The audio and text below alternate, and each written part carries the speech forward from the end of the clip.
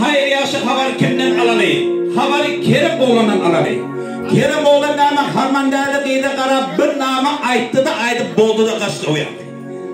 Harmandalı giyde nama Kerim oğlanın giyinden kovala var ya. Kerim oğlan nama oğlu yeni oğlandan sonra her bir harman gelin altında çüp ayakla bök git bari dayak.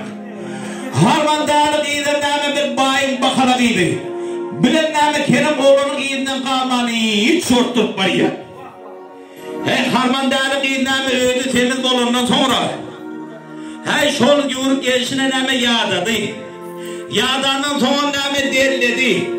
Meydana ıslaken de ıslıdır yukarı köylek giyip çıkarken de yaktı. Şol bağın içinde bir şamal kalk koyuverdi köylüğün ennamına yavşayım. Bilen pet okuru hem azadı bilinli de duruverdi.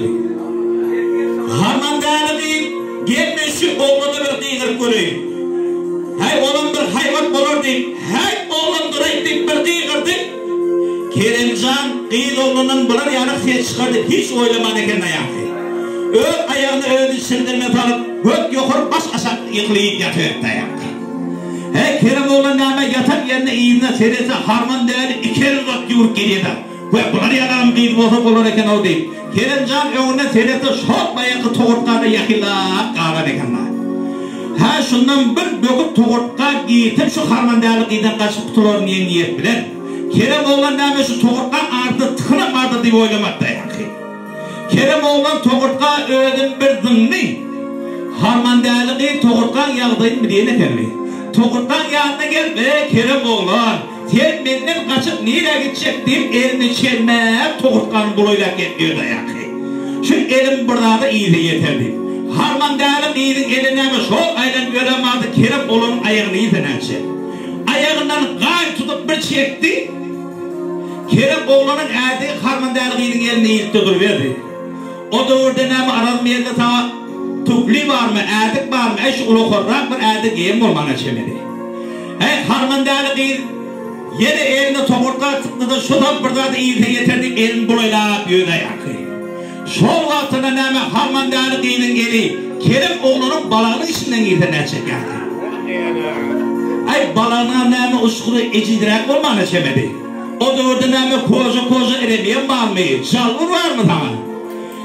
Uçkurunu tutup bir çekti.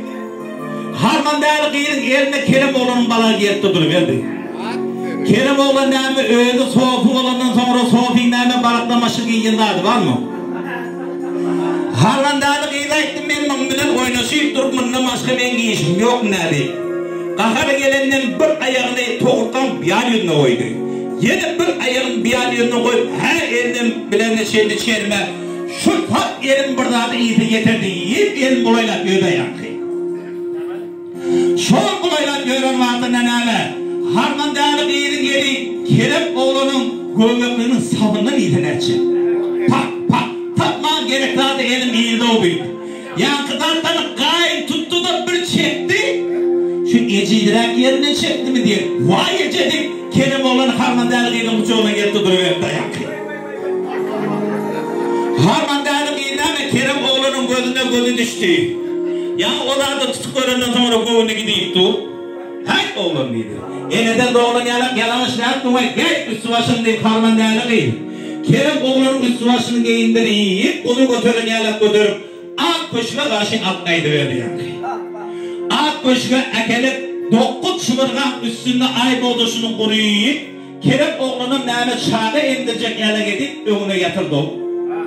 Bir bağışık vardı. Harmandalı şu bağışıktan yağdırıp koyuyordu. Kurbanın boyunu kayıttı.